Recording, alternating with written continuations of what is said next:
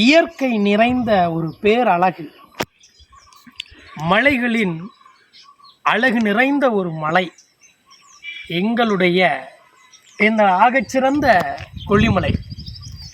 உண்மையிலேயே சொல்லணும்னா, ஒரு மதுரைக்காரனுக்கு மிகப்பெரிய அழகு என்பது மதுரையில் இருக்கக்கூடிய அந்த அழகர் மலை, அதுக்கப்புறமா திருப்பரங்குன்ற மலை, அதுக்கப்புறமா பழனி மலை, பக்கத்தில் இருக்குது கொடைக்கானல் மலை.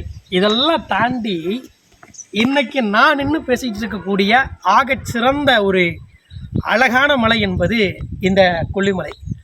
விடியற் காலையில் ஒரு 4:30 மணிக்கெல்லாம் கிளம்பி 2 வீலரில் இந்த நாமக்கல் மாவட்டத்தில் இருக்கிற கொல்லிமலைக்கு பயணம் பண்ணோம். இயற்கையினுடைய அழகு என்பது ஒரு கவிஞனுக்கும் ஒரு பேச்சாளனுக்கும் ஒரு காதலி போல. அதே நேரத்தில் காதலியை காண்பது போல் ஒரு கவிதை வராது, ஆனால் கட்டின மனைவிக்கு ஒரு கவிதை வரும்.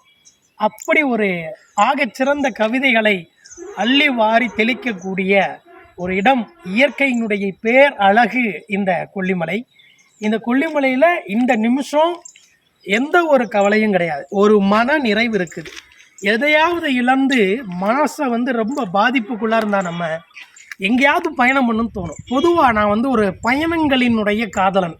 அதனால் இந்த இயற்கை நிறைந்த சூழலில் உங்கள் எல்லாருக்கும் என்னுடைய இந்த பயணம் நிறைந்த இந்த காதலின் தத்துவத்தை எடுத்து சொல்ல இந்த காணொளி.